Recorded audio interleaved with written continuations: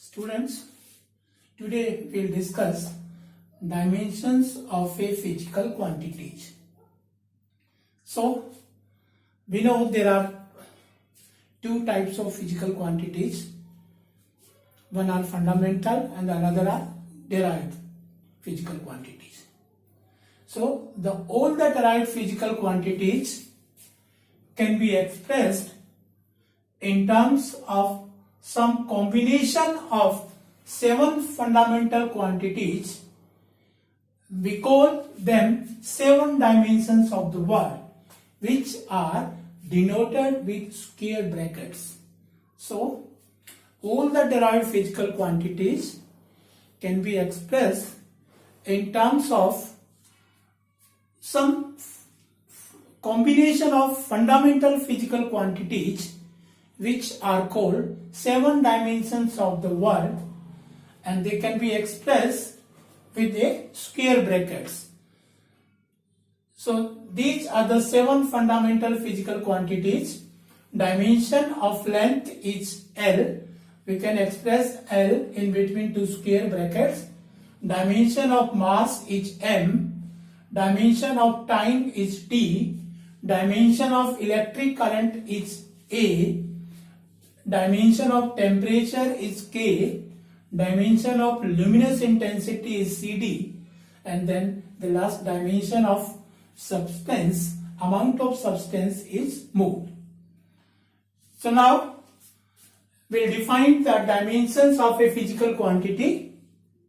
The dimensions of a physical quantity are the power or exponents to which the fundamental physical quantity must be raised to represent that quantity completely. So, the dimensions of a physical quantity are the power or exponents to which a fundamental physical quantity must be raised to express the given physical quantity completely. For example, we express a dimension of area. Area equal to length into breadth. Or dimension of length can be taken as L, and for breadth it is also L because both are length. So it becomes here L square, or we can put L square in between two square brackets. So the order of dimension for length is 2 in area. So area can be expressed in terms of L2. Then speed or velocity. So speed equal to distance upon time, and the dimension for distance is L, for time is T, so it becomes here LT minus 1, or we can put them in between two square brackets. Then acceleration, again the dimension for velocity we already have, that is LT minus 1 upon, for time it is T. So now this dimension becomes here LT minus 2. LT minus 2. So the dimension for acceleration is LT minus 2. Then the dimension for work. Dimension for force, first see, dimension for force, that is for mass it is M.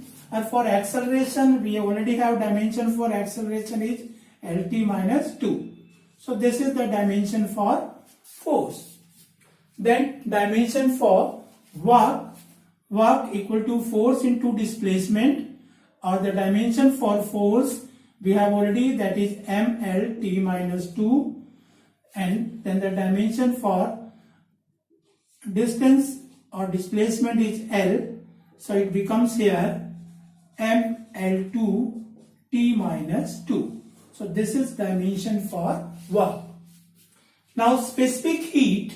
So to find the dimension for specific heat, we know the expression for the amount of heat given or taken from a system, that is Q equal to MC del T.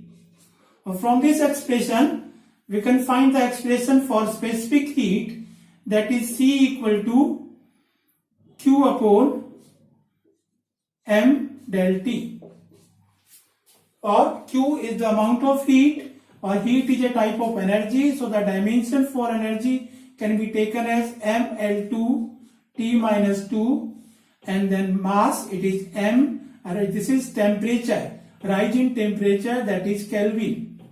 So the dimension for specific heat becomes M,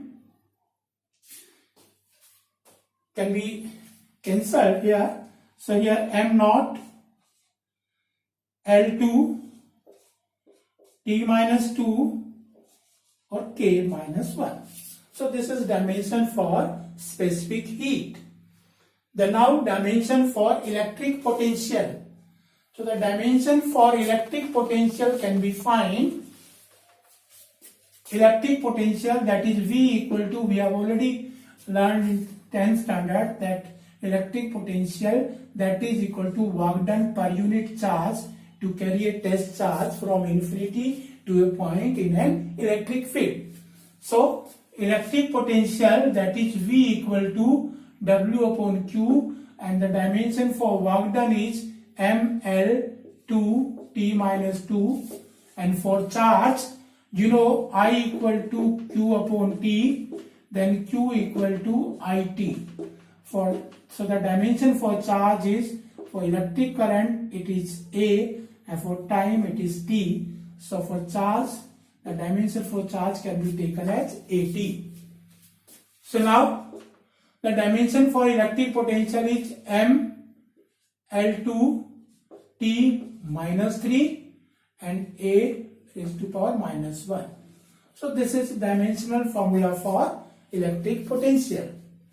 So in this way we can find the dimensions of different derived physical quantities in terms of 7 fundamental physical quantities. A table for different dimensional formula is given in your textbook. From that you can learn the dimensions of different physical quantities. Now we'll solve one more problem related to the dimension.